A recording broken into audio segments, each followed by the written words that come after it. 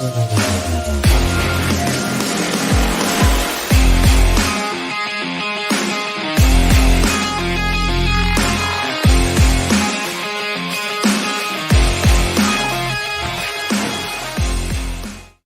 up, everybody, and welcome to this brand new live episode of the Hot Mic here on the Outlaw Nation channel. I am the Outlaw John Rocha, joined as always by the Sneider himself over there, Jeff Sneider, big Boston Celtics fan, fretting over Game 6 tonight. How are you? I'm nervous, John. I'm a little nervous after our absolute garbage effort in Game 5. I don't see them going out 4-2 to a team they're just much more talented than. So I think, wow, you think they're more talented than the Sixers? Wow, that is a strong statement. Anyone thinks that they're more talented than the Sixers. This should have been 4-0. Their series should be over. We blew the first game when Embiid was out.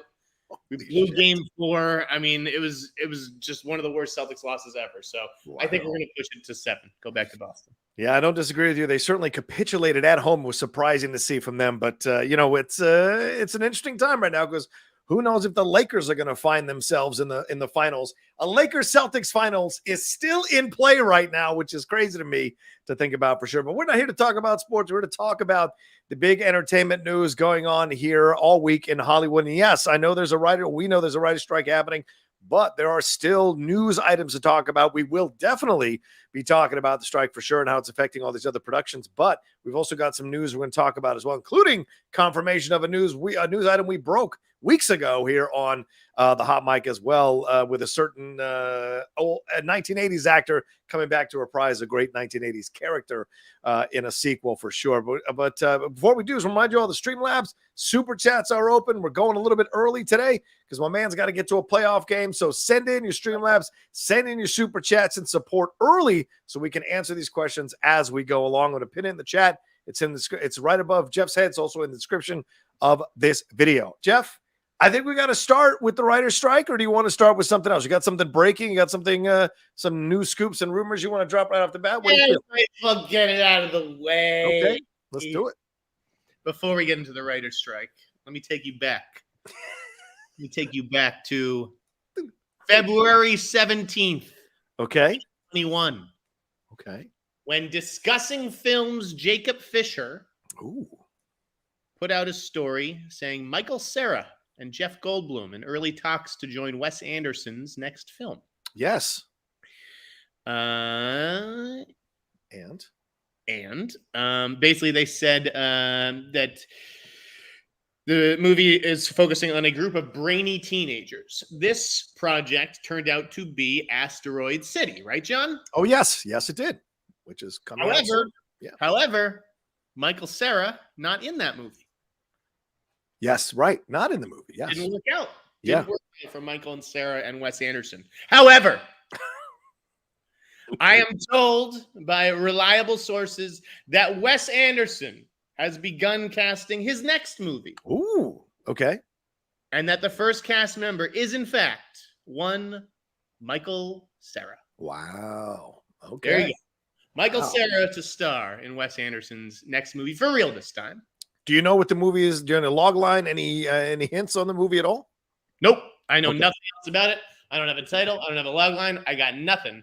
All I know is that Michael Cera, who he tried to get in Asteroid City, going to star in what will be his next movie.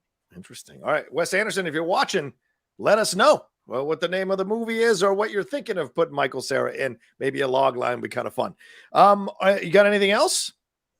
Nope. All right, there we go. Things are a little slow with this writer's strike, you know. That's true. That's true. We got to focus our attention this week, so let's do it. Oh, but before we, there we go. We're gonna jump into it. We got 250 you all watching us right now. Make sure you hit a like on this video. Leave a comment down below if you're watching later. But if you're watching us live right now, subscribe. Hit that subscribe button. Hit that bell button. That's the big thing you can do to help us out here on the Hot Mic for sure. Bloodshot says, any news on Cloverfield 2? Last fall it was announced that Babak Anvari was directing, but there has been nothing since. Jeff, have you heard anything in the wind on Cloverfield 2? That vaguely rings a bell. Was that actually positioned as like a proper sequel to Cloverfield? Or? Well, I don't know if you can have a proper sequel. I mean, so these offshoots, right? Like the one in space, 10 Cloverfield Lane. Right, so was this going to be another like sort of movie like that, like a just a fourth movie in the franchise? Perhaps. Is it actually like a sequel to the first Cloverfield with that monster and everything? I don't know. I haven't heard anything about it. Obviously, I've seen that the Slusho website was relaunched and all that. Yeah. But no, I haven't heard anything with regards to casting. Yeah.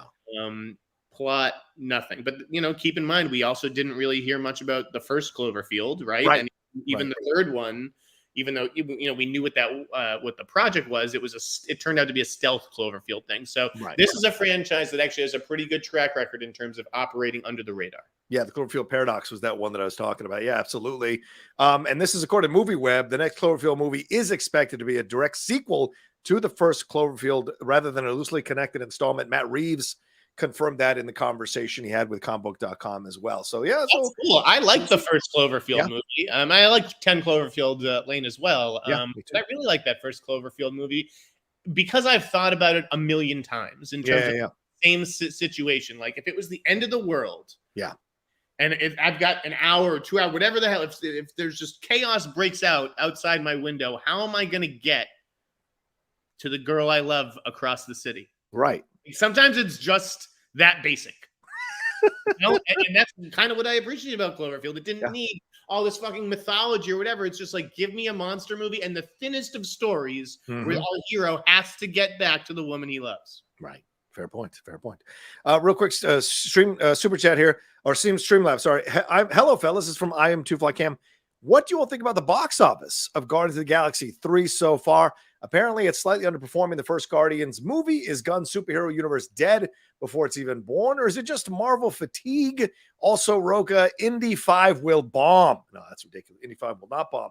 But Jeff, just give a little bit of background right now. It's close to its $350 million mark. Getting this from Collider. This was published 6 hours ago.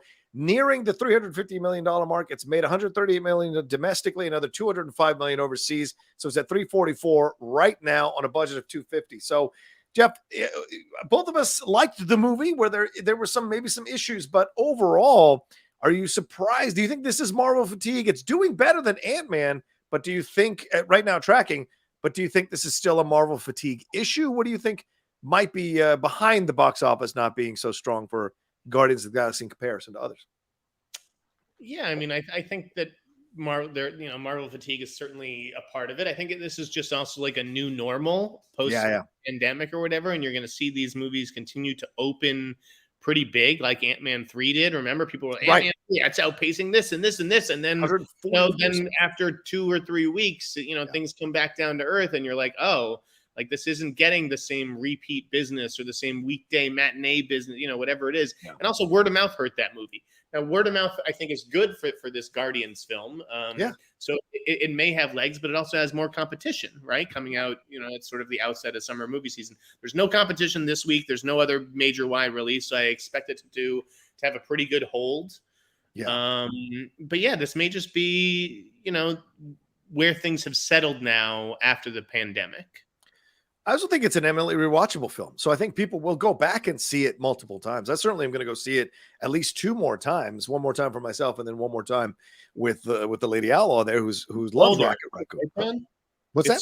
This one skews older too. Yep. I feel like there are some parents who, maybe saw that those headlines about the F-bomb being dropped in the movie and they're like, all right, well, maybe I won't take my kids to this one. I'll wait until it hits Disney Plus and I can have some sort of parental control on it. Or, I don't know. I've never watched anything with parental control, so I don't know what they can do these days. But what about the criticism about the animal cruelty scenes? Do you think that's off base? I feel like that's I get that there are certain scenes, but it's not like, it isn't Mel Gibson and Passion of the Christ. Like it's just real quick scenes. And yes, there are some disturbing images at moments, but it's about fighting against that, not about indulging in it. So do you think that's a little bit of an unfair criticism? What does it even mean to be an animal? They're technically animals, but they talk. I mean, they can fight back, right? Yeah. Rocket holds a gun. So, I mean, we can call it animal cruelty, or is it just character cruelty? I mean, when you're making animals into characters, things have to happen to these characters and they can't all be nice. Fair point. So animal abuse seems like a strong word for it. It's just, that these are characters and there are consequences in this movie. Right. Very true. Very true. All right. Well, well, actually, one more thing. I want to swing back to the Wes Anderson thing. Jeff, I've been seeing people online, social media, people turning on Wes Anderson over the last couple of years, and now it's starting to spike up again on this whole thing with Asteroid City. I don't understand the snarkiness around Wes Anderson. And as I've said, I'm one of these guys. Obviously, I speak a lot about, or I speak about race when it's called for, in my opinion. But I also know that there are certain filmmakers that make certain kinds of films, and I don't think we need to put these expectations on those filmmakers to do certain things if it doesn't fit the stories that they want to tell. So I don't see Wes Anderson as a white supremacist filmmaker. It's just that his world is full of white people, and there have been black people in his movies. There partly, I don't know if there have been any Latinos in his movies that I can remember. There have been Indian people in his movies. So there has been some color, but I don't understand the backlash of this whole situation because I enjoy his movies for what they are. Do you think it's an unfair criticism that's gone a little too far with some of this woke stuff, or whatever term you want to use? Yes, I think people are stupid and they care about the wrong things, and they care about who's in the movies that they see as opposed to what stories are being told. Yeah. Like, I mean, is a movie only good if it has people of color in it now? Like, I don't understand it. That's like, let the man make his movies. Yeah. Yeah, exactly. I disagree. He has had people of color in his movies. Yeah. He made a fucking movie set in India. Right. The Darjeeling Limited. Yeah. Yeah, which is one of my favorites. So, like, I just don't think of him as like some white cornbread filmmaker. Yeah. Yeah, he has a certain aesthetic. It's a very memeable aesthetic. I wouldn't say it's easy to recreate, but it's easy to parody. Right. You put a little twee song over it and you just hold the camera, a certain way, frame things a certain way. Yeah. And so I think people have just taken him for granted, maybe because they can do that on their own. But I haven't even liked the last couple of Wes's movies. Oh. I couldn't stand French Dispatch. So I think he has disappeared a little bit up his own ass, but right. I'm still going to see anything that guy puts out because he has more originality and creativity in his pinky than half the people making these Marvel movies. Yeah, he's certainly an auteur. That's for sure, 100%. And some of those AI videos that have popped up that are imitating his style are really interesting. I saw the Lord of the Rings one yesterday, and certainly there was a Star Wars one as well. So there is a style that you can emulate, but it doesn't 100% have the magic that Wes can bring when he nails it, for sure. So interesting stuff for sure. I love how people are mad at him for that stuff though too. Like, they see the Wes Anderson AI and they're like, "Fuck Wes Anderson." It's like, he didn't fucking make it, guys. Like, I know people are so upset at Wes Anderson. It makes no sense. Yeah, Tony Revolori was the lead in Grand Budapest. So with Ray Fiennes. So yeah, people don't know what to do with Danny Glover since Lethal Weapon, and he got a great role in Royal Tenenbaums. Yeah, he was great in Tenenbaums. Yeah, absolutely. So yeah. The tent's got to be big enough for everybody, y'all. I mean, I get it. We want to make sure there are people of color in certain films, certainly in a superhero universe, of course. But something like Wes Anderson, is this the hill you want to die on? The little mini hill you want to die on? It doesn't make sense. So anyway, all right, let's move on to the Writers Guild. Jeff, a lot of stuff going on with this Writers Guild strike here. And I want to make sure I couch this correctly. It is not the writers that are canceling things. It is this debate, this strike that is happening, that the studios insultingly offered an offer that was way lower than what the writers were asking for, and they've taken to the streets here. And these are the shows that are being affected and the movies that are being affected. Last of Us has been put on hold as of May 11th. The Ava DuVernay series, which we're going to talk about Ava because the news broke that her overall deal with Warner Brothers is done for now. Tony Gilroy said he stopped producing episodes of Andor season 2. David Simon was working on a project and his overall deal got put on hold. Daredevil Born Again for Disney Plus has been put on hold. Severance season 2 has been put on hold. Stranger Things, the Duffer Brothers came out on Twitter and said that they put stuff on hold. Hacks, I know that's one of my favorites. I think you like that too, Jeff. That new season's been put on hold. Blade, which has been a troubled production that could rival The Flash a little bit, has also been put on hold after finally finding the right writers and directors to be a part of this. Yellow Jackets season 3 has been delayed after only one day of shooting. Abbott Elementary season 3 has been delayed, and Cobra Kai has also been paused, and American Horror Story has been paused. So across the board, a lot of projects that are multiple season projects certainly with a fan base, have been paused here. So what are your reactions? What are your thoughts? What do you think this means? Is this temporary, or does this feel like this is going to go for a bit in terms of how many productions are going to be put on pause as a reaction to the strike? I mean, I do think that they probably rushed a lot of things into production, or tried to get all these scripts ready, being like, okay, well, now we've got the scripts, we're good to go, we'll shoot, not counting on the fact that these picket lines were going to shut down a lot of productions, and that, there was really going to be this, unity and coalescence really around the writers' strike. That's what I'm asking. Are you surprised by that, Jeff? Are you surprised by how the effect these strikes have had on writers, even union Teamster people not wanting to cross a writer's picket lines? I think the Teamsters support has been sort of one of the beautiful things of this strike. I just wonder how long it's going to go on. Are they in it for the long haul like the writers, or is there going to come a point where the Teamsters are like, listen, we can't justify this any longer for, our members have got to earn too, and we got to go back to work. And that's really, what this all comes down to is the unity thing, which you sort of got at with your tweet about Fran Drescher, which we can also talk about. So Fran Drescher, who's, your president, right? SAG-AFTRA. She was interviewed, I think it was by Deadline. Deadline. Out in front of, I think it was the Paramount gates. And,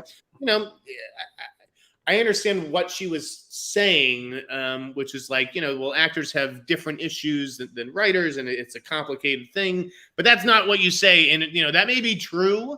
Yeah. It's not what you say in this interview, Fran Drescher. In this interview, you just do, yes, we're behind the writers all the way. Their problems are our problems, and our problems are theirs, and we're all in this together. That's all you got to say. Yeah.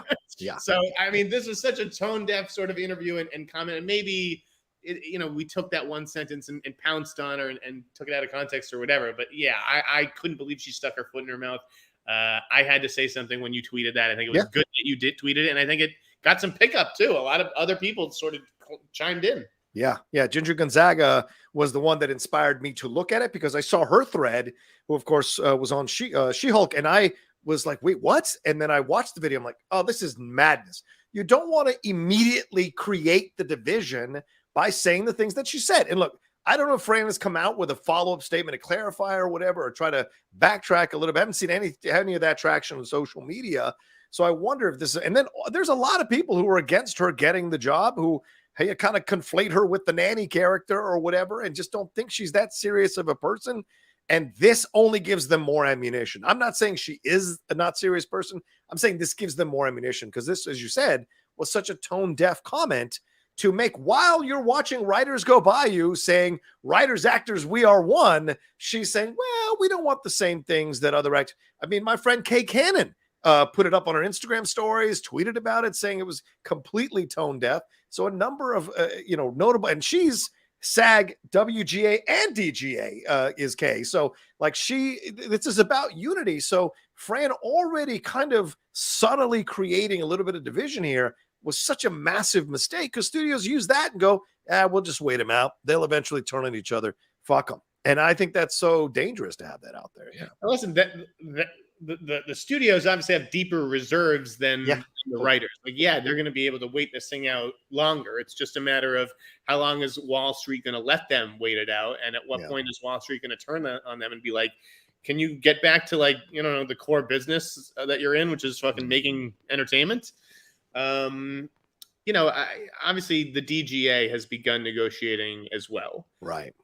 And they have issued a media blackout. So you won't really see the back and forth that we've seen in the media between the WGA and the MPTP. I think that there's this idea that the DGA is going to come in and be the adult in the room, right? Right. That's what I keep hearing. The DGA, they're going to be the adults in the room. Let me tell you something. Sometimes it doesn't matter if there's an adult in the room. Yeah. Sometimes the kid throwing the tantrum is correct. Yeah. So, I mean, you're seeing it, right? Exactly. And there's that, and it's not like directors haven't been childish through the history of Hollywood, for God's sake. So it's hilarious that the DGA would come in and be the adult in the room. But there are legitimate concerns here, Jeff. And I don't see, even more so as this goes on, as more and more people speak out about it and use their platform. Like Seth Rogen at the premiere for Platonic, they're promoting an Apple TV, a streaming service show, said straight up, I think these streamers are taking money from us. They aren't. I'm paraphrasing. He's saying that they don't release the figures, so we don't know how much they're actually making. And I think this is what Seth said. I think that means the executives are making so much more money than we know of, and we're getting screwed in the process. And so that even at an event for a streaming show that you are in leading, they're willing to go against and talk negatively about these streaming services. That to me is an interesting shot across the bow. Does this start to be a part of these conversations, or do these actors get scared of risking, future employment or whatever? Because Rose Byrne came out and spoke about it as well and said she stands with the writers. So what do you think this will continue? I mean, listen, anyone who gets a microphone thrust into their face is going to say that they stand with the writers. Like it's like being asked if you're a racist. Like, except Fran Drescher, clearly. But yeah. I just the big issue here, and Matt Bellany talked about this on a recent episode of his podcast, The Town, is that writers are not all on the same boat. Right. This strike is aimed to benefit lower level writers, right, who are having trouble living in this city. Then you have, a whole class of writers, including Seth Rogen and Evan Goldberg. Right. Don't have to worry about their next job, okay? Right. And these guys just want, they're not worried about mini rooms and minimums and all that. They're like, we have Go movies that are going to go away, I mean, they make so much money that they're losing so much more money than, say, some TV writer, right, who's sitting it out. Right. So there's just a question of, as Bellany said, and I'm not trying to stir up division within the guild or whatever, but there's a lot of people that don't need the guild anymore, right? Good they point. don't need the guild to protect them. Right. And can they just instruct their agents to basically make deals, themselves? Now, I don't think anybody's at that point, and doing that now would be a terrible PR. Right. Of course. All your peers would hate you and all that. You'd be called a scab or whatever. But there's just everyone's making sacrifices, and everybody has to make those sacrifices in order to get to the resolution that the writers want. But at some point, you can't. There's nothing left to give up, and it's just like, I'm tired of making these sacrifices. I want this to be over. I want to go back to work. This is what I do. You also need to have a sense of purpose. Yeah. Right. I'm man's got to go up and go to work in the morning. And I don't mean to gender that. I'm sure women feel that purpose as well. But a man needs a fucking purpose. He needs a job.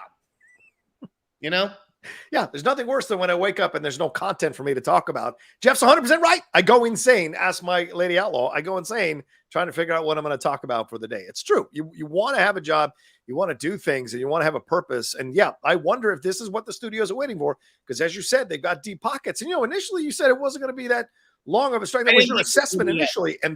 But then you were correcting it as you were seeing the responses, seeing the studio's response to the writers' lack of response, John. Yeah, lack of response. That's the other thing too. It's I know that they haven't even engaged with the writers on certain things. Now that's again, like I said last week, the writers are very sensitive still. Yeah, sure.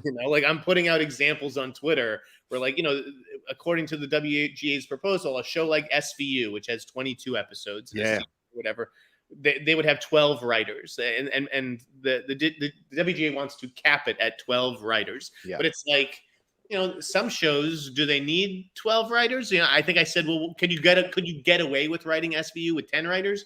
And someone jumped down my throat and was like, well, that's not what the studios are saying at all. They're not saying 10. They're not saying anything. Okay, man, I'm just giving a fucking, there will eventually be a number there. Anyways, I know tensions are high right now. Yeah. You got fucking cars trying to mow people down going into lots. They're frustrated. Yeah.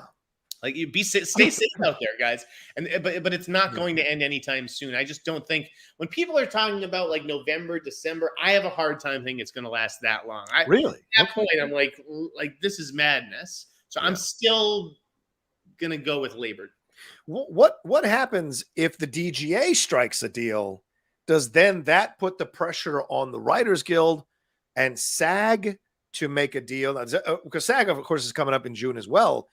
Does that force the writers to maybe reassess? Do they feel like they lose a little leverage if the DGA works out a deal before they do? Yes, I mean, I think so. I think that they do need to be in this together. Yeah. Now maybe the DGA can provide some sort of framework, some sort of model, right, that could better serve the WGA. Since, as I've said on Twitter, and I know people don't want to hear this stuff either, it's like there are things that are non-starters to studios. They're just not going to do them. That's a negotiation. The WGA wants all this, and I think that they're going to get most of it, especially the money that they're asking for. The money is the easy thing to part with. Right. The control that studios don't want to part with. The studios don't want to be told what they have to do, when they have to do it, or who they have to do it with. Right. Okay, so that's why AI and the minimums, those are the issues that I feel like the studios will draw a line in the sand. But the money, the writers are owed the fucking money, guys. Yeah. Like and you have plenty of it. If you're paying $300 million for David Zaslav, like, give me a fucking break. Yeah.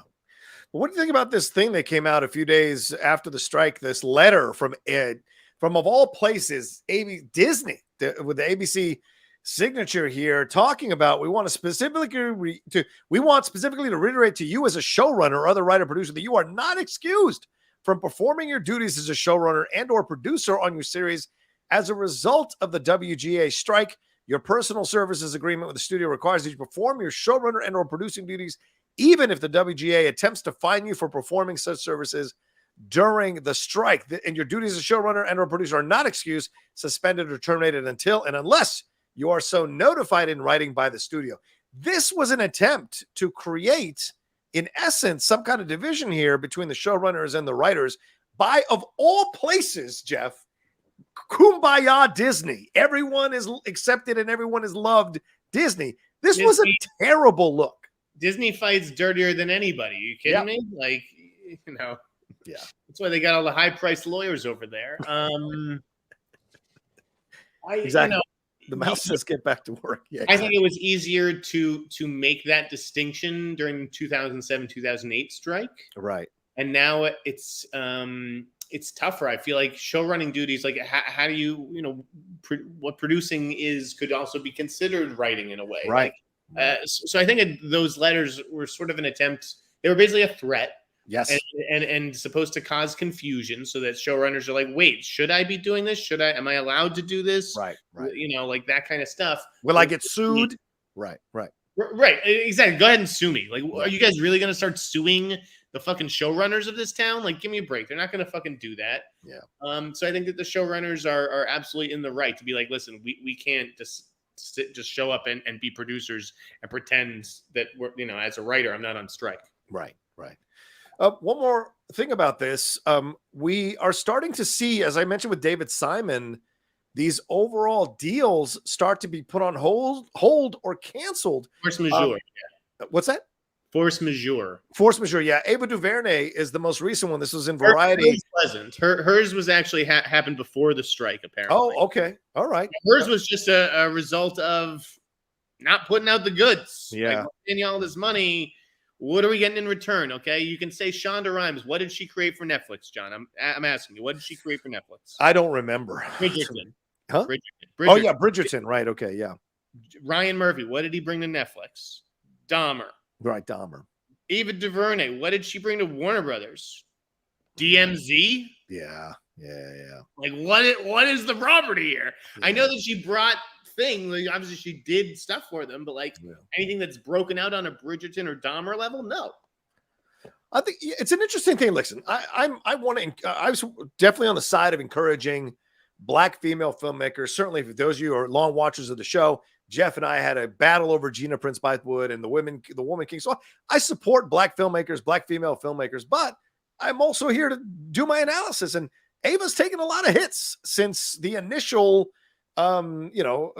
success. Some of her products have not come out well. The Wrinkle in Time, some of these other series, but the 13th is fantastic. But trying to turn her into this Black female Spielberg, like that's not who she is. It's not what she does. Like, again, there used to be this fucking distinction between film and television. Right. And I get that there's not that anymore, but they're also like a lot of people that are in this industry now, they grew up with that distinction, and I do think that it has affected how they think. Ava DuVernay is a filmmaker. Right. She's not a fucking TV producer. She's not Greg Berlanti, and I don't know why anyone expects her to be just because she has a name behind her. Right. She should be telling important stories.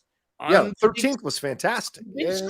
I don't need her doing DMZ and whatever other fucking Queen Sugar. And that's a different name, but what's the superhero show that she did? What was it? Oh, Naomi. Like, what do you? Come on. Yeah, that was not well received. Leave that to someone else whose strength is Naomi. That's not you, Ava DuVernay, and you got to know yourself as an artist. Yeah, that's what and I get that. It's tough to turn down millions of dollars when they're saying, "Oh, Ava, we'd love to have you as the EP on the series. Right. You don't have to do that much, right? But yes, it's like, come on." Yeah, she did. As you said, she did EP When They See Us. So it's a bit of an uneven track record, is what I'm trying to say. And in no way am I saying Ava DuVernay should not keep working. For fuck's sake, yes, keep working. But you can understand why Warner Brothers was like, at the end of the day, it wasn't blowing up the way we were hoping it was going to blow up. We'll revisit things. When's the last time you even heard about her making a movie? Like, she should be on like lists for things. I never even hear her name in the context of directing a movie anymore. It's true. That's very true. Yeah. So When They See Us is, by the way, excellent. One of the best things that has come out. But that is a cinematic limited series. That's not like a CW show. That's the stuff that she doesn't need. DMZ on HBO Max. That's the stuff she doesn't need. Right. 100%. Yeah. So we'll see with that. But do you see any other overall deals? Do you see that becoming the next thing, or do you think the ones like Sean Rhimes and Rhimes, those are pretty much untouchable? But are there other overall deals that you think could be affected by this strike if it drags on any longer? No, they're not paying. And if you're not putting out a show, you're not getting paid. So all of these deals, unless it's somebody super duper mega who 6 months from now is still going to be a powerhouse or whatever. No, all those deals are going to get wiped out and put away. Has anything just to wrap this up? Has anything surprised you over the last 2 weeks that we haven't discussed here in this section of the show about the Writers Guild strike? The reactions, the amount of people have shown up. Mandy Patinkin's anger in New York on the street there. Other people making it a social media thing where they're dressing up and taking pictures, and all these writers and actors showing up to support each other. Is there anything that surprised you or made you feel like maybe this is different than 2008, 2007 that we haven't discussed? No, not really. Okay. I mean, you're going to see a lot of support on it for social media. I just I wish that the writers would be a little bit more understanding towards journalists who have to ask questions. And present, frankly, even though every journalist I know is on the side of the writers, is we are writers too. Don't forget, we're in a fucking guild. Right. Writers still have to present both sides. And so, it's just I don't know. Again, everybody's very touchy. So fair point. A lot of people mentioning J.J. Abrams. If you are a long watcher of the show, we also kind of went after J.J. Abrams. He wasn't even as well in his overall deal. And when Zaslav took over, it seemed like Abrams was the first guy who was kind of moving off a lot of his projects, including that $222 million project sci-fi thing that never really saw the light of day. So we're being fair in our analysis, and I want that to be clear. What are we ganging up on Ava? Is that the fucking criticism? Well, some people are trying to push back and say, "Well, what about JJ?" We talked about JJ. We didn't bring up, we didn't talk. I didn't sit here and talk shit about Queen Sugar. Queen Sugar was successful and had a lot of women of color jobs behind the camera, which is important. Yeah. You're telling me that Ava has a 100% sterling track record? No. Yeah. 88 episodes of Queen Sugar. So shout out to that. All right. Well, let's take a quick break here, y'all. That's the Writer Strike section of the port. We're going to end up some other things and get some of your StreamLabs Super Chats in here right after we come back after this. All right, Jeff, let's get into some of these StreamLabs Super Chats. People have been sending them in. Shade X says, "Hey guys, love the show. The trailer for The Crowded Room released this week. What did you guys think of the trailer? And since Jeff hinted at already watching some episodes last week, can you give us a little hint about what he thought Is it worth the watch? Jeff, do you want to address this at all? Okay, so I've only seen one episode, and I am under embargo, so I can't discuss it. But here's what I will say, because Drew McWeeny touched on this in a tweet as well. Ah, yes. It is very, you can Google this. The show is based on a book. Yes. The book is called, the whatever of Billy Milligan. Yeah. They've changed the character's name in this, right? Okay. He's playing like Danny Sullivan. Right. And I think the whole point of it is that the whole thing that Billy Milligan suffered from, they're treating it as a reveal on the show, where it's like, it should be the premise. Like, you should kind of know. And instead, it's like, it's like a secret where you're like, they're trying to create this mystery. Yeah. And it's like, all you have to do is Google the title of the book and you know what is going on here. So I'm interested to watch more. Right. And I liked the trailer, because obviously, the trailer has a lot in it that I didn't get to see yet.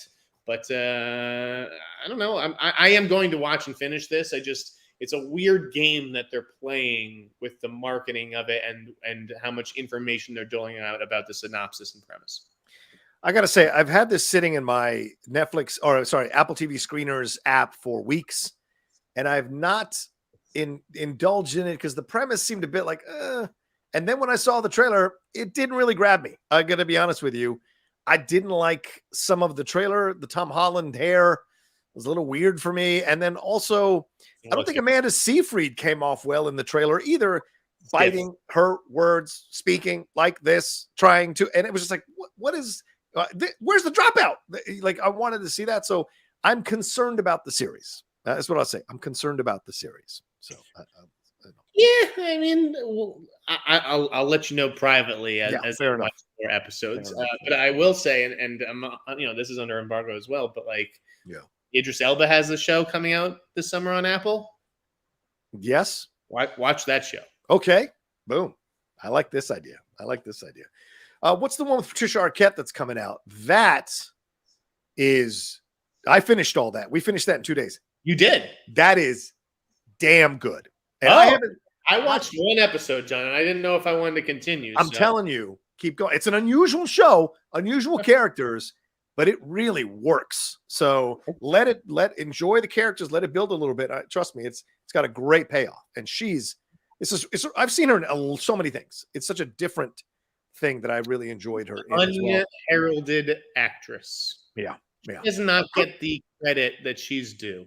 100%. Criminally underappreciated for what she's able to do. I mean, I even watched some CSI Cyber the other day just to enjoy her in something, and I hadn't seen that in forever. And the God, what's the other thing? Oh, if you guys aren't watching Jury Duty, I'm seeing it picking up traction on social media. If you haven't seen Jury Duty on Freevee, I cannot recommend it enough. It is so damn good. The premise is brilliant, and the payoff is so sweet. So I'll say this. Watch Jury Duty. It will absolutely surprise you. I'm watching it now. I'm watching it now, John. I think I've seen 3 of the 8 episodes, but it's like very much a background show. Like, I can like work on a story. Yes. Yeah. While I'm writing. I don't feel I really need to pay attention. It's underwhelmed me a little bit, which tends to be the case whenever I watch a show that gets a lot of buzz. Okay. I'm always like, really? This is what has everybody buzzing? But I'm going to continue. It was okay. Have you gotten to the Deuce moment yet with Marston? I don't think so. Okay, if you haven't gotten to, you would know what I'm saying if you haven't gotten to it yet. So clearly you haven't. So let's let that be. Let's keep going here with some of these. James says, is the prequel about a young Alonzo Harris happening still at Warner Brothers because it was announced in October of 2019, and on February of 2022, a prequel titled Training Day, Day of the Riot started production in California. Is it still happening? I haven't heard much about it. Jeff, have you heard anything? I haven't heard a goddamn thing. It seems, I mean, as much as it was like, were they talking about John David Washington for this or no? I don't think so. No. Okay. Yeah, it just seems like a bad idea. I don't think that you revisit Oscar-winning performances. He's a criminal. What am I going to discover? How he turned bad? I don't get it. Maybe he had a guy who broke him in, and and in the end he makes the decision to go along with it. That could be interesting. Unlike Ethan Hawke did, where he's like, put his foot down. I don't know. I fucking love Training Day. I think it is an incredible movie. I wouldn't really want to mess with its legacy. And if you can't get John David Washington, I don't even know. What is the point? Yeah. Listen, Fuqua is also another uneven filmmaker, but when he nails it, like Training Day, it is a joy to watch. It is a joy to watch for sure. And yeah, guys, I'm not talking about the Pauly Shore movie, for fuck's sake. Jury Duty is a reality show that is on Freevee that is incredible, but it is a scripted reality show, and you'll find out why when you watch it. Trust me. Jury Duty is an underrated Pauly Shore movie, by the way. That movie gets so much shit. It's actually not bad. Go back and watch. Cut it out. All right. I'm too fucking says one more thing, fellas. I personally think the Batman of last year is the movie of the last 2 years. But how do you feel about it? Do you feel it's not as good as Nolan's trilogy?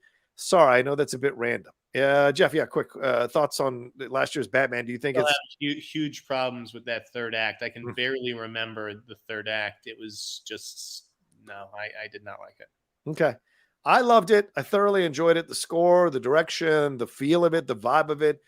But I understand the more you watch the film, the third act becomes a little tough at times, and certainly it drags on a little bit. And Paul Dano indulges in the cheesiness, which kind of undercuts the real hard nature, killing aspect of himself from the opening hour and a half of the movie. When he's in and he's going in the window, it's real cheesy. So I like the Batman, and like you said, just the vibe, the atmosphere. I liked Dano and Pattinson, Barry Keoghan, but the end of that movie was just a mess, I thought, and I haven't revisited it. Like, I couldn't wait for Top Gun Maverick to come out, and so I could watch that again. I haven't fucking watched the Batman again. Interesting. Meanwhile, the Batman 2, John. Yes. Jamie wanted me to. This one's for Jamie. Okay. What's going on with the Batman 2? I don't know. I think isn't Matt Reeves still writing it? Isn't he still working on it? He hasn't. Is he still writing on it? Well, if he is, he shouldn't be. Yeah, right. Fair enough. Right. So it's like, here's this movie that is going in October, supposedly in the UK. Yeah. Could be in pre-production by now, right? I mean, True. We've heard a lot about Superman Legacy. Yes. Right. We've heard a lot about Joker 2.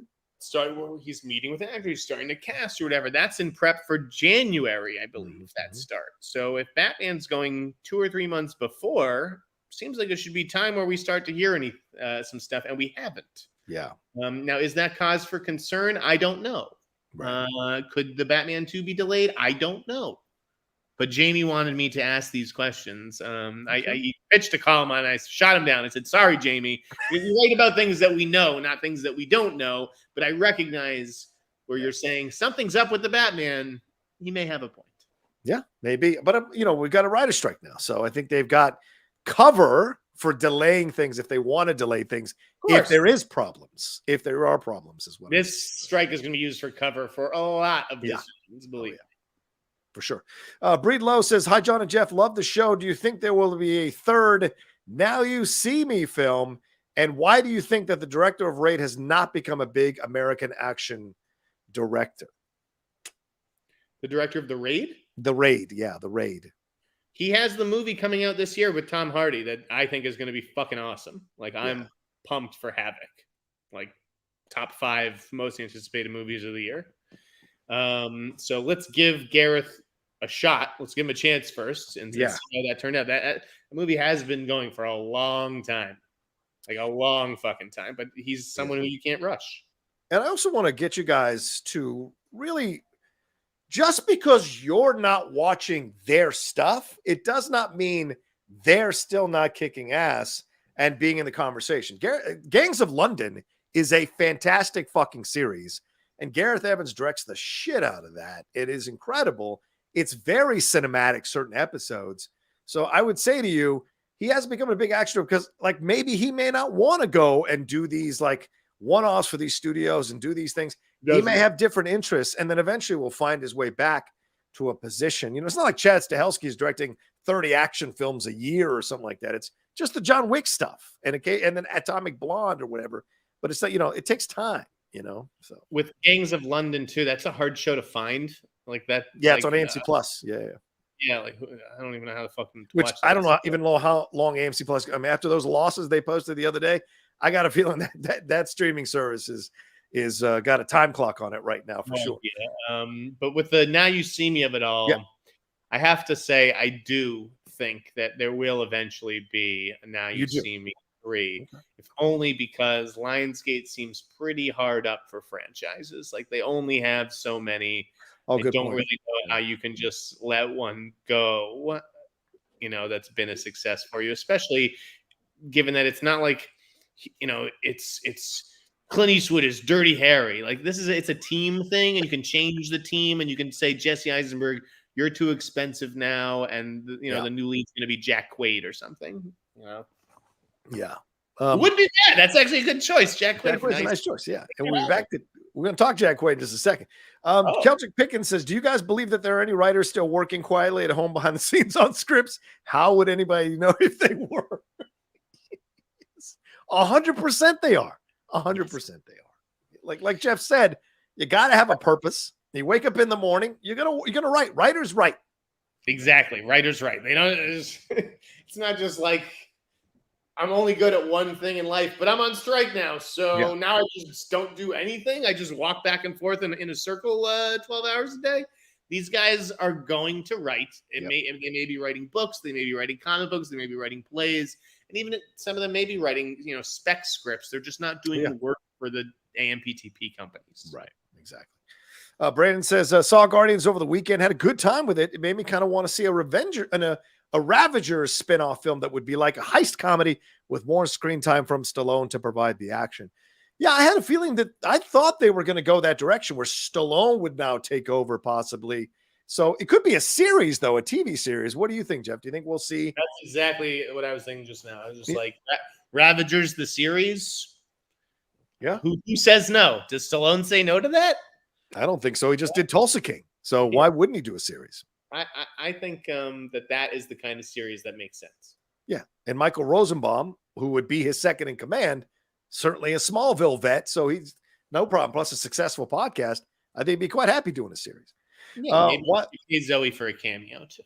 Yeah. Oh yeah, probably. Maybe even bring Miley Cyrus back to be the voice of the glass head. Wiley Todd said, this is one of the best shows about news on YouTube. Is there anything I can do as a fan to help support this show to help out? Give us all your fucking money, Wiley Todd. Give us your fucking bank account numbers right now, bro. No. I mean, sending in support like that is totally fine, Wiley. That's great stuff. And just, tweeting it out, telling people about it at your colleges, message boards, whatever. Let people know. I want to see more hot mic graffiti. I'd like you to tag public places with hot mic. Yeah. Thursdays. Thursday. Hashtag hot mic Thursdays. Watch along parties at the bar. All right, we got 515 of you all watching us right now. Thanks so much. Make sure you subscribe to the channel. That's as Wiley's asking, how can I support? Another way you can is subscribe to the channel and hit that bell button. I don't know. Jeff and I could maybe create a Patreon down the road where some of you could support us in that way. That could be a lot of fun, but we'll see. We got to see about the show as it gets more and more legs. We'll see. But yeah, subscribing is the biggest way. Jeff, let's move on to some trailers here, man. We had a new trailer for Oppenheimer drop earlier this week. The first trailer for Flamin' Hot, the Eva Longoria film that got a lot of buzz coming out of the festivals. Netflix's trailer for Arnold, the pseudo documentary on Arnold Schwarzenegger. The Crowded Room, as I mentioned here, also as I mentioned earlier, but also trailers for Elsbeth and for the new Matlock with Kathy Bates dropped this week. So anything you want to talk about, any of these trailers strike you or hit you in the feels? I didn't watch almost all of the ones that you said, but one of them I did. The one after the Crowded Room, which one was that? The Oppenheimer trailer? Yeah, Oppenheimer. I mean, now that everybody's seen it, this movie looks amazing. I think it looks amazing. Mm-hmm. And beyond just a Tenet or Interstellar or Dunkirk looks amazing because of the visuals. I think that the story that is being told here and the characters and their concerns and just I think this looks incredible. I like this idea. Mike Terrell Ford saying Flamin' Hot Mic cross promotion. Searchlight. Let's get Ava Longoria on the podcast. I'm Latino, Ava. Let's go. Yeah. Let's help each other out. Come on.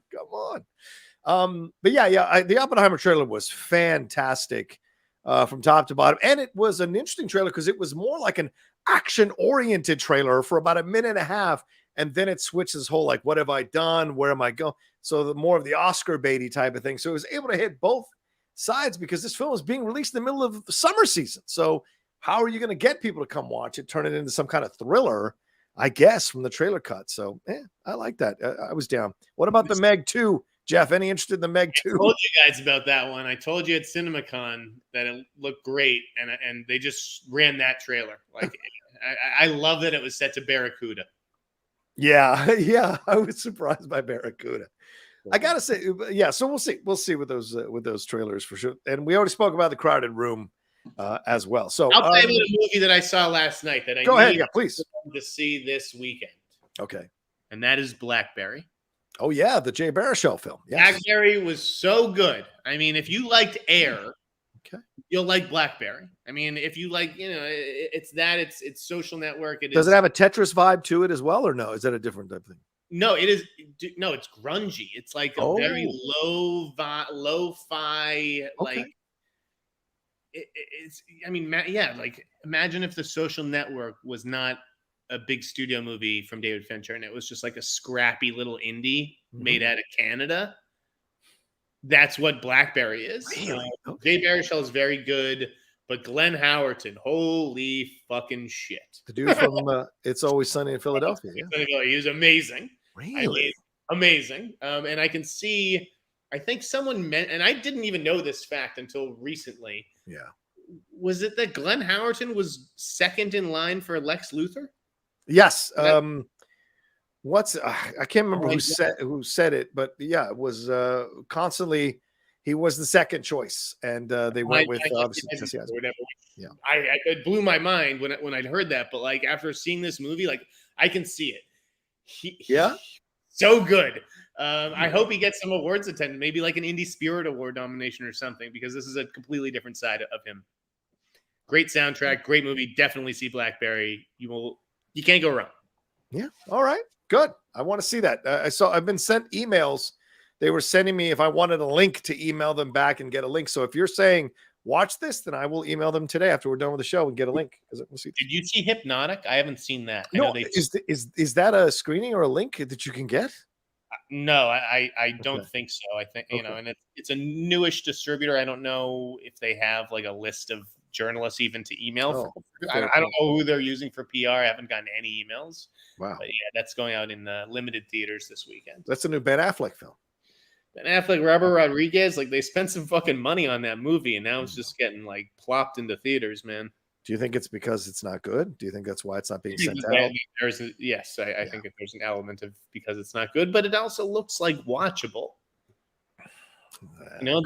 Sometimes I don't even care about a movie being good. I just want to watch something that will hold my attention, right? And just like something that'll be fun to watch for an hour and a half. You're still young, Jeff. Wait till you get a little bit older, and you're like, I don't want to waste my time on shit that I'm not invested in. Let's see. Brandon says, who's winning the Superman battle in terms of overall legacy? All the Superman plus Smallville versus all the movie Superman films / roles. The movie Superman win because you got to deal with Dean Cain, who's an absolute prick. So you have to factor that into the TV Superman equation. Sorry, that wins. The films win alone. Christopher Reeves, Brandon Routh, Henry Cavill. Those are your Supermans, man. I don't know what more you want. Who is Is that Dean Cain? That's my John Mulaney, everybody. Is that a horse? Did you leave a horse in here? Oh, I love Mulaney. He's so funny. Listen. Okay, so all right. So let's move on to something else here that came out. The Beetlejuice. Let's talk about it. Beetlejuice 2 confirmed something we broke on the show weeks ago, Jeff. It is officially confirmed. It is happening. Jenna Ortega and Michael Keaton coming back to be part of this. I didn't see us get a lot of credit on this. Did you? So what are your thoughts on this? Can you believe it? The internet not crediting us? Everything that I said turned out to be true. Catherine O'Hara was even included in the THR story today. Yes. Right? Because she was omitted from the initial stories there, like when Justin Theroux joined and whatnot. Right. It made me really want to go back and watch Beetlejuice. I almost watched it last night. Instead, I watched the first half of a movie I'd never seen before, which was The Towering Inferno. Oh yeah, old school classic. Never seen it. So I'm going to finish that later tonight. But so Beetlejuice 2. Yeah. I mean, Jenna Ortega. Like that's you can't get better, right? Yes. Like a huge coup for Warner Brothers, and probably the reason that this movie's even happening in the first place. Yep. Like, as hot as Tim Burton is with Wednesday as well, and Michael Keaton is with The Flash, this movie's probably going because of Jenna Ortega, and they got her. Oh yeah, 100%. Yeah, great to see Catherine O'Hara back. I think Justin Theroux is an interesting addition. Don't know what he's going to be playing. Right. He's going to be another sort of malevolent spirit sort of thing, or maybe he'll be a homeowner trying to get rid of these ghosts or whatever. I don't know. Right. Because you could sort of see him in that Alec Baldwin kind of role. And wait, who's the wife of Beetlejuice now? Today's casting. Oh, I didn't. Oh, was there more? Let me look on the news here. Beetlejuice has a wife now. It's Monica Bellucci. Oh, Bellucci. Oh, Monica Bellucci. What a great choice. Probably like, if I was Michael Keaton, I'd be like, listen, I'm not coming back to do Beetlejuice 2 unless you get me Monica Bellucci to play my wife. Monica Bellucci. Like, that's one way you get Michael Keaton back. She is obviously one of the most beautiful women in the world. Bar none.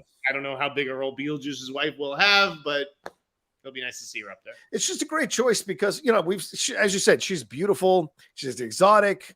But she's got that kind, like we saw in the Matrix films, she's got that kind of darker edge to her. Kind of, she's not shy about doing darker type of stuff. So, and she can play comedy when she needs to. So to have her be a part of this, I think is a great move. And how did Beetlejuice land someone like Monica Bellucci? There must be something going on there.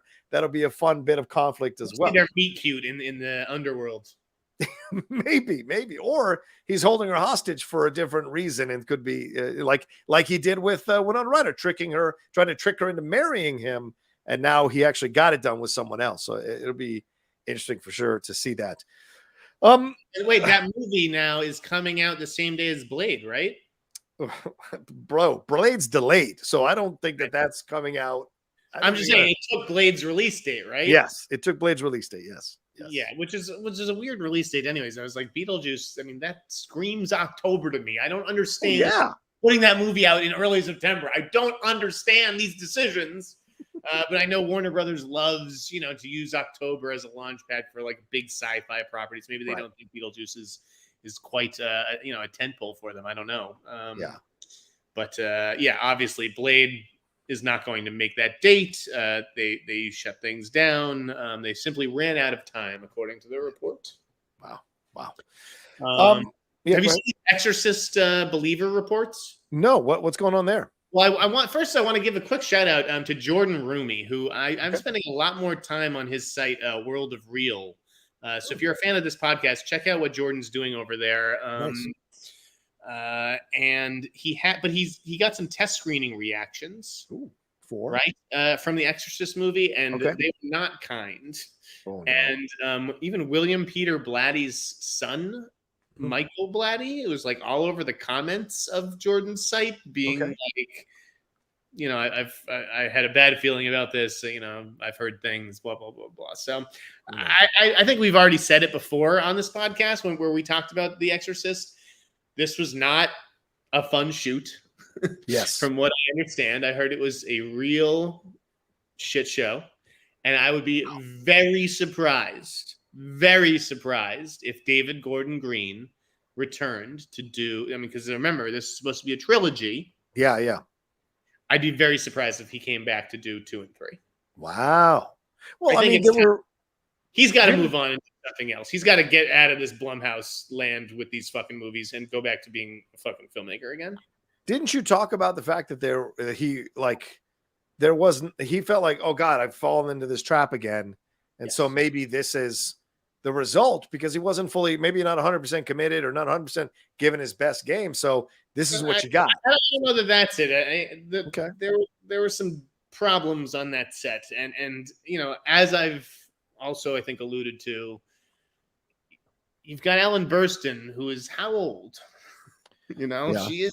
Yeah, she's a while. She's up there. Not to say that older people can't, still do a great job and deliver a great performance, but I think there were some issues surrounding Miss Burstyn, and some rewrites, and then you have Linda Blair coming back and all, so it was a tough shoot. I wouldn't be surprised if David moved on after this. That's all. A couple of things.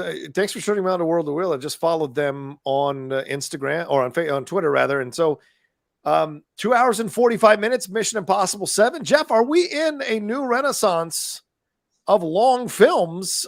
Here's another film that's John Wick 4 was 2 hours and 45 minutes. I mean, this is part 1, by the way. This is part 1. Mission Impossible at least has a story. What the fucking John Wick has no story. Hey, you just said, sometimes it's as simple as I just got to get across town and defeat this person so I can get out of the table. Yeah, I guess I don't know. You lost me there, but okay. You said sometimes it's just about getting the girl. It's a simple story. I'm just saying, right, and that's fine. The Cloverfield was efficient, an hour and a half. Yeah, just go from one point to the other. Good point. Mission Impossible has a whole lot of story to it, I feel like, and so that sort of necessitates a longer running time. To me, John Wick didn't earn that 2 hour 45 running time because there's not enough story there. It's just we're gonna push this guy down the stairs. He's gonna go all the way up, and we're gonna push him down again and do the scene again. Fair enough. And also The Killer from Fincher is at 2 hours and 38 minutes. So, I mean, we're getting into this territory, Jeff, where it's starting to become like the 70s again, where the directors are okay making these long films. Fincher, you could make an 8 hour movie. I'll watch it. Steve McQueen, you want to make a 4 hour World War II documentary? That's World War II. That demands 4 hours, and you're Steve McQueen, so you've earned it. Okay. Chad Stahelski, all due respect, hasn't earned a 2 hour, 45 minute running time for his action movie. They made a lot of money, though. They're too fucking long. Almost all of them, whether it's Guardians 3 or The Flash or any of these fucking movies, they're all too fucking long. Mm-hmm. Okay. And it's because no one wants to push back against these filmmakers. It's because executives have no balls. Wait, they're going on strike, though. So, I mean, they clearly have some kind of balls to cause a strike like this. The executives have no balls. The executives don't push back and say, Chad, do we really need this movie to be 2 hours and 49 minutes? Chad, really? Chad. And they don't. They because they have no balls. Yeah.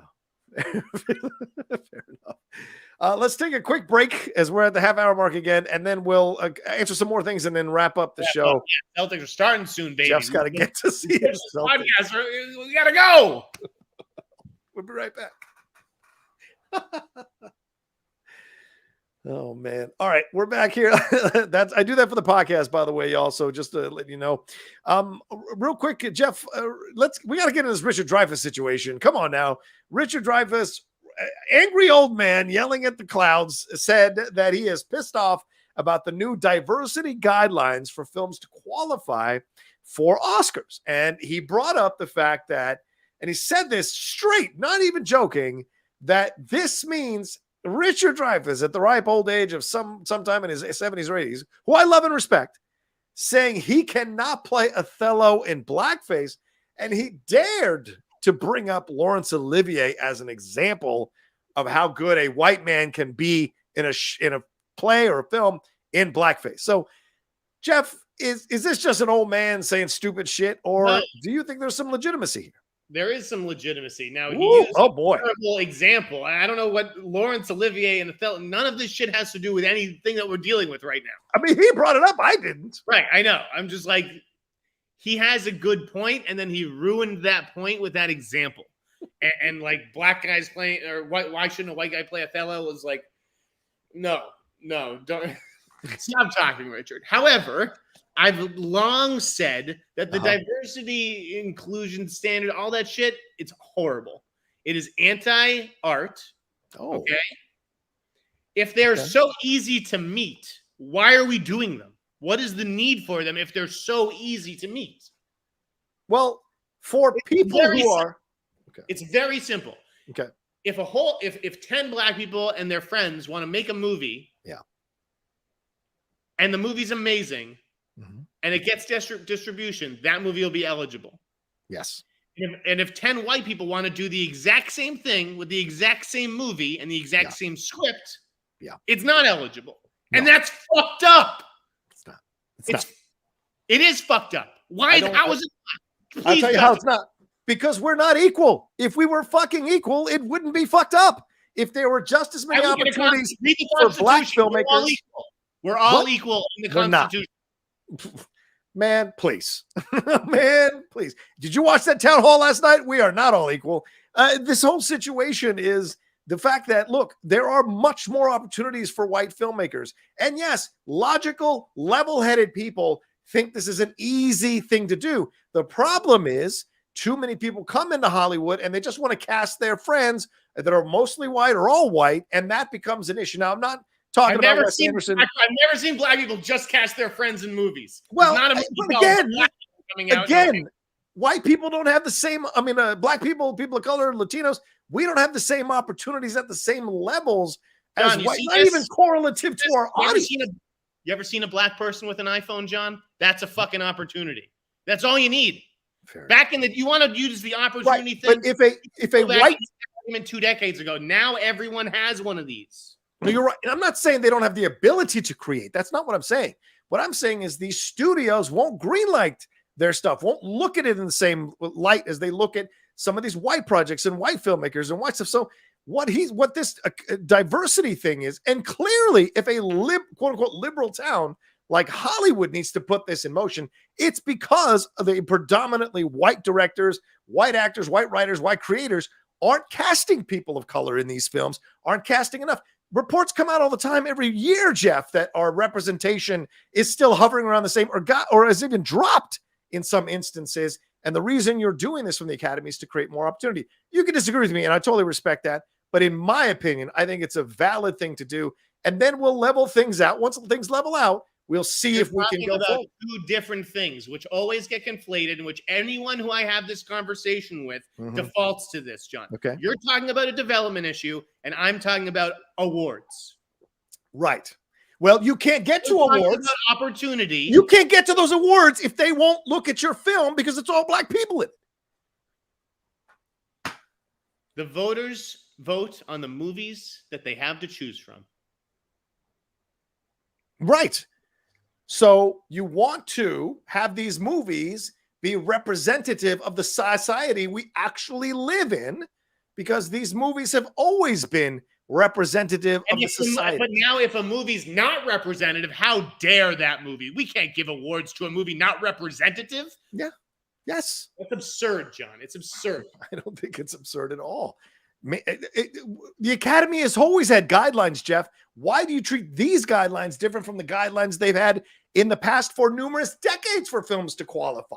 So much controversy around what film is considered animation, what film isn't animation, what do they have? Do they do it under the guidelines and the auspices of the contracts? It's always been where they play too, right? They have to play in New York and LA. Right, exactly. So there are guidelines here. So the financial playing field is unlevel. But again, it just does not sit well with me that a group of white people cannot go out and make a movie on their own, and that movie can be eligible for Best Picture. That is fucked up. Okay. Sorry. Right. But they've had many of those films win Best Picture for what does that have to do with the fucking future? You're giving me because we're still in racist times. That's why we're still in times of situations where people of color don't have the same level. Regulate the making of art and who makes it. It's not their position. It's not their role, and they're trying to interject themselves to it, and that's why people are pissed off. If every movie is going to qualify anyways, then why make these fucking rules? If you eat a big sandwich, and for decades you gave me the crumbs off the table, and for the most recent few years, you gave me bigger crumbs off the table, I'm not supposed to be fucking happy, okay? It's about getting more opportunities, and so for these films to be more representative. That's what it's about. And so those films can qualify. Don't know what anything you just said, don't know what it has to do with this argument. What are you talking about? The fucking Hollywood is the one eating the sandwiches, and they have given only crumbs to people of color. Talking about awards, you're talking about development and opportunity. You're talking, but those are you can't get to the fucking awards if you don't get the opportunity to have your film greenlit or accepted by a studio. All right, there we go. But yes, no one should do blackface, though. I think we can agree with that, right, Jeff? Yeah, I think you got me there. Yeah, we don't need Richard Dreyfuss playing Othello. Anyone who's like me, who's arguing against the inclusion standards, like that's not the point that we're trying to make. Right. I mean, I see your logic. I'm not gonna diss your logic. I get that, right? Because I was just defending Wes Anderson an hour ago in our show.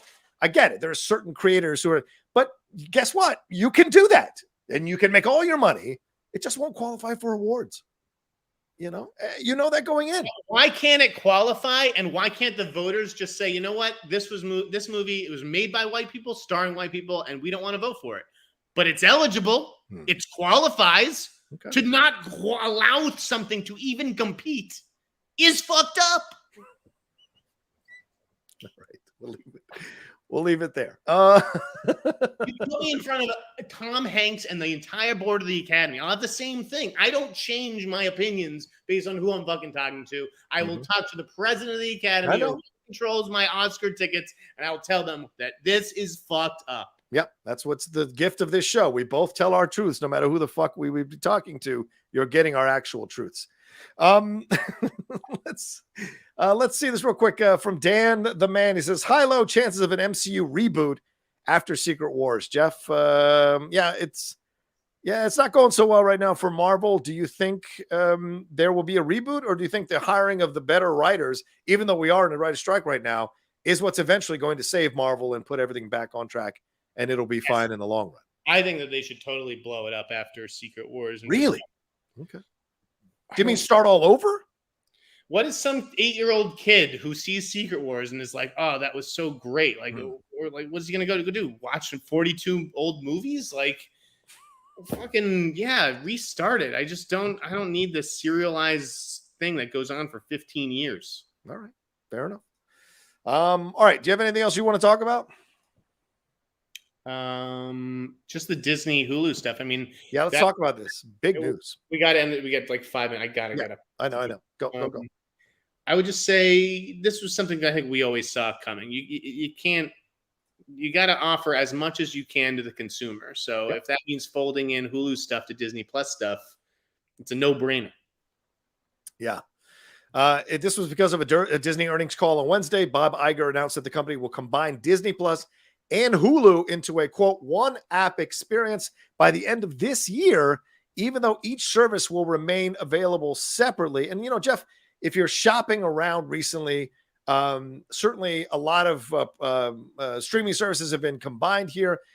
Disney Plus, Hulu, and ESPN Plus have been combined on Hulu. I currently have that package. It's $20 a month. It's great to get all of this stuff and enjoy it on all three of those platforms. So it only makes sense because, they were trying to sell it. I think we'd spoken about Hulu possibly being sold by Disney, but now they're just going to wrap it up into one app and make everything the same. HBO Max doing the same, turning into Max, bringing over a Discovery to combine with HBO. So this may be the way it's going, especially as we're seeing streaming numbers drop. Disney streaming numbers drop. Netflix had been dropping. AMC Plus numbers are just completely terrible. So, we see this happening in streams. So it's so funny. A few years ago or a couple years ago, we're like, are theaters dead? Now we have to start asking, are the streaming services going to start going away? Is that a possibility in your mind, Jeff? Or will we be thinned down back to where we were when we first started having these streaming services? I don't think that the streaming services are going anywhere, but I think I forget which reporter it was, but they basically announced the death of the streaming era. RIP 2019 to 2023, basically. Yeah. I mean, I'm not like this has to go here, this has to go where. I think it is a case by case basis. I don't even know what I'm trying to say at this point. I think I just want to wrap this up. Okay. But Disney Plus, I really like Hulu as a service, and I think that you don't want to have consumers flipping back and forth between different services. You want to keep them in your ecosystem for as long as possible, which means if you want Disney Plus people to be able to play Hulu shit through the Disney Plus tab. Right. Fair point. One quick thing here. Mild-mannered comic nerd sent us an incredible amount of support here. Thank you. He said, love you guys, just giving you support. So for those of you who are watching us, Wiley Todd asked earlier, how can I help? How can I support? Sending us Streamlabs at a good high number is how you support us doing the show. We don't have sponsors right now. I'm working on trying to get us over to another a carrier, a podcast carrier, so we can start getting more ads on the show to make more money on the show. But a way you can do that is sending in positive support. So mild-mannered comic nerd, thank you very much for the very kind donation that you sent in. That's the levels I'd love to see from people more often here on the show. I'm not going to reveal it, but it was a good number. So just letting you all know, that's great stuff. All right, Jeff, anything more to say? Are we good? I would just say to the people giving me shit in the comments section right now, ask yourself this. Here we go. Without using the word black or person of color or whatever. Okay. Why should a movie made by white people not be eligible for Hollywood's top award? Made by white people, starring all white people. Is that what you're saying? Made by and starring white people. Why should it not be eligible? Why? Fair enough. Could be an incredible story about saving orphans and curing AIDS and bringing the world together. But as a matter of fact, there's just all white people and white people made it. Why? But can't you do that with just all white people? I feel like you can't. That's the whole point, Jeff. All right. Well, there you go. Jeff, good questions. Time.com, BTLnews.com. Yeah. That's all I got. There you go. Ryan Winkle saying Sixers and 6. Our friend Ryan saying Sixers and 6, Jeff. So God, I hope not. We shall see. As for me, at The Rocha Says on Twitter, Instagram, TikTok, The Outlaw Nation on Twitch, and all the content we got going on here on The Outlaw Nation Geek Buddies tomorrow. Look for that as well. And we will be back with you next week with another live episode of The Hot Mic. Y'all have a great weekend until then. Peace.